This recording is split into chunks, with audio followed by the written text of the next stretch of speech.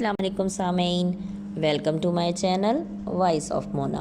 ہماری آج کی سٹوری کا نام ہے لا حاصل محبت۔ شاویز امیر ماں باپ کی اکلوتی اولاد تھا۔ صحیح توجہ نہ ملنے کی وجہ سے بگڑ گیا تھا۔ اس نے MBA کر رکھا تھا، بچوں کو ٹیوشن پڑھاتا تھا۔ ان کے گھر ایک ملازمہ تھی جس کی رنگت انتہائی سانولی تھی۔ اس کی آنکھیں بہت خوبصورت تھیں اور بال بھی بہت لمبے تھے۔ شاویز بہت خوبصورت تھا، وہ اس پہ مر مٹا تھا۔ ماں نے محسوس کر لیا کہ شاویز نوکرانی کے چکر میں بہک رہا ہے تو انہوں نے دوسری نوکرانی ڈھونڈ لی۔ پھر انہوں نے شاہین کو جواب دے دیا، وہ چلی گئی۔ شاویز جانتا تھا کہ وہ کہاں رہتی ہے۔ اس نے اس سے رابطہ کر لیا، وہ باہر ہی باہر اس سے ملنے لگا۔ پھر اس نے اس سے کورٹ میرج کر لی اور ایک دوسری سوسائٹی میں گھر کرائے پر لے کر اس کے ساتھ رہنے لگا۔ گھر سے پیسے لے آتا۔ ماں کو بڑی دیر کے بعد پتہ چلا۔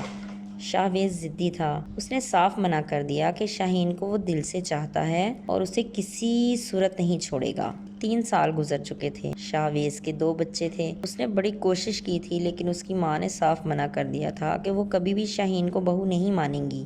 شاویز نے بھی پھر خود امیر ہونے کے چکروں میں چند دوستوں کے ساتھ مل کر ڈکیتیاں کرنی شروع کر دیں۔ اس کے حالات بدلنے لگے۔ وہ گھر خریدنے کے لیے پیسے اکٹھے کر رہا تھا۔ پھر ایک دن وہ جا رہا تھا رات کو۔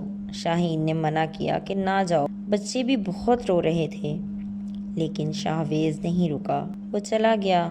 اسے نہیں پتا تھا کہ آج کے بعد کبھی وہ اپنے پیروں پر نہیں چل پائے گا۔ وہ چلا گیا۔ شاہین کا دل بہت ہی زیادہ پریشان تھا۔ پھر وہ ڈکیتی کے بعد واپس نکلے تو فائرنگ شروع ہو گئی۔ یہ 6 لڑکے تھے جن میں سے 2 موقع پر مر گئے۔ شاویز کو گولیاں لگیں، اس کا نیچے کا دھڑ کارا ہو گیا۔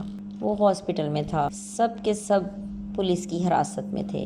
ماسٹر مائنڈ شاویز تھا۔ شاہین کو پہلے تو پتہ ہی نہیں چلا۔ پھر جب پولیس برآمدگی کے لیے ان کے گھر آئی تو اسے پتہ چلا اور سارے محلے میں بات پھیل گئی۔ وہ ہسپتال شاویز سے ملنے گئی تو وہ بے بس پڑا تھا۔ شاہین کو دیکھ کر رونے لگا۔ شاویز کی ماں نے شاہین کو خوب سنائی اور اسے دھکے دے کر نکال دیا۔ وہ اب پریشان تھی۔ وہ پھر گھروں میں کام کرنے لگی اور اپنے بچوں کا پیٹ پالنے لگی۔ وہ محلے میں اپنے بچے کسی کے گھر چھوڑ جاتی۔ پھر اس نے وہ مکان خالی کر کے قریب ہی کسی کی بیٹھک کرایہ پر لے لی۔ وہ لوگ بہت اچھے تھے، اس کا ساتھ دیتے، اس کا بہت خیال رکھتے، اس کے بچوں کا خیال رکھتے۔ تنہا بچوں کو پال رہی تھی۔ اسے امید تھی کہ شاویز صحیح ہو کر سزا بھگت کے اس کے پاس واپس آ جائے گا۔ اسی انتظار میں 12 سال کا عرصہ گزر گیا۔ وہ بہت روتی تھی اور شاویز کو یاد کرتی تھی۔ بچے بڑے ہو رہے تھے۔ وہ اس سے اپنے باپ کا پوچھتے، وہ بتاتی کہ وہ بہت اچھا انسان ہے۔ وہ سب سے دعا کا کہتی، خود بھی دعائیں کرتی۔ ہر دن اذیت ثابت ہوتا تھا اس کے لیے۔ وہ سوچتی کاش شاویز رک جاتا۔ وہ اپنی لا حاصل محبت کے لیے بہت بے چین رہتی ہے۔ جیتے رہیے، خوش رہیے۔ ملتے ہیں اگلی کہانی کے ساتھ۔